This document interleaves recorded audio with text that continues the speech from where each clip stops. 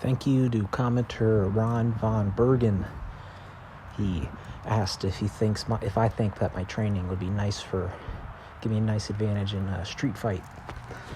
Now, I haven't been in a street fight as an adult ever, but when I was a younger adult, when I was a teenager actually, I used to be a martial artist. I used to be a martial artist, then I was a dancer, then I was a bodybuilder, and now I'm a movement practitioner.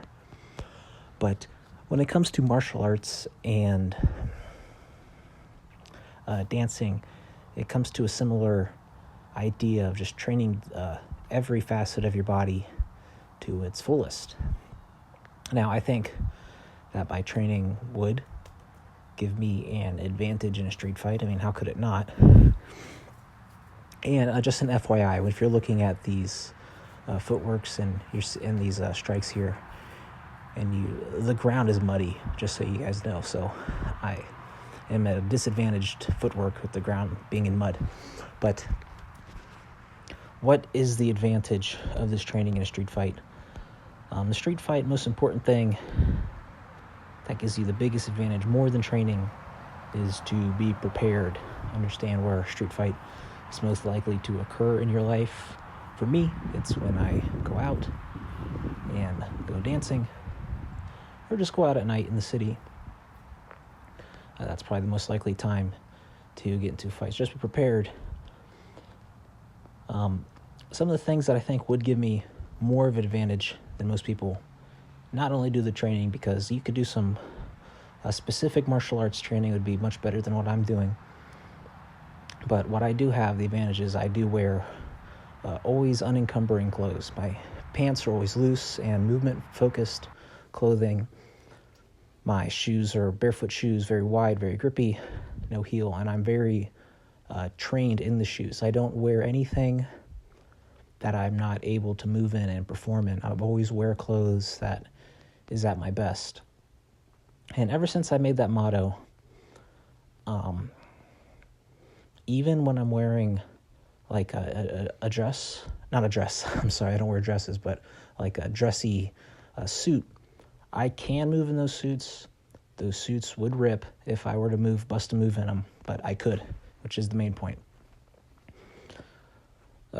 If you're getting into a street fight and you have any amount of time to prepare, a little tip from when I used to do martial arts is you can put a paper towel, a bunch of napkins, a coaster, and get a thick wad of paper, and you can bite on it, and that becomes a mouth guard, and you won't chip your teeth. Also, me training my neck and my jaw give me a slight advantage to take a shot. Probably the weakest aspect in my training that would not allow me to survive a street fight is my lack of endurance. I have always had really bad endurance. I used to run cross country. I used to run track. I legitimately was the slowest kid on both the track and cross country team. But in track, I was actually pretty good. I did pole vault. I was pretty good at pole vault despite being just abysmally slow. So I've took some time to train breath work and being calm. So if you ever get into a fight, it's very stressful and you often freak out. So just knowing to calm down and knowing how to calm down is very important. Take your time breathing. So yeah, I think my training would give me an advantage over most people. Also, I am pretty tall. I've never had anyone want to pick a fight with me. The only time that I think I almost got into a fight is I bumped into this guy and he threw a beer at me. He was really short, so I just kind of ran away because I wasn't gonna, it's like you're not gonna fight the little guy. But more importantly, have a friend, have a dog. Be aware, and try not to get in the situation in the first place. But, it's important to be in self-defense. A lot of places are dangerous, especially when you're in a city, and you like to have fun. So what else? That's probably it. So just make sure to leave a like, leave a comment, subscribe. I'd like to know what you guys are thinking about, what you think about the training. Let me know. I'm still taking a rest days, or I'm resting from strength and major strength and major flexibility. So I'm mainly focusing on coordination, technique, expression, footwork.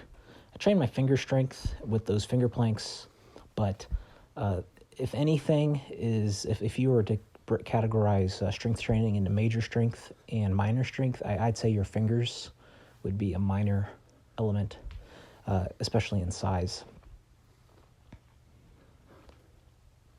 And here is a bit of expression with the kettlebell. Try to get some nice movement. I do have to squat to not hit the ceiling. So I trained some fingertip strength with the fingertip planks. I wanted to do a Jack LaLanne plank, but I just forgot. I had that in mind at the beginning, but it didn't come to fruition. I had some fun working on the tree, working on some punches and kicks. My roundhouse kick, I just literally, my mind will not let me roundhouse kick a tree. So maybe I'll work on it. I'm mainly working on front kicks, and then some striking. In general, when I was a martial artist, I was not good at striking. I could do a okay kick. Like like, maybe not the technique was good, but my execution of actually kicking somebody was pretty effective. But I was mainly a grappler. I haven't had much at all grappling practice.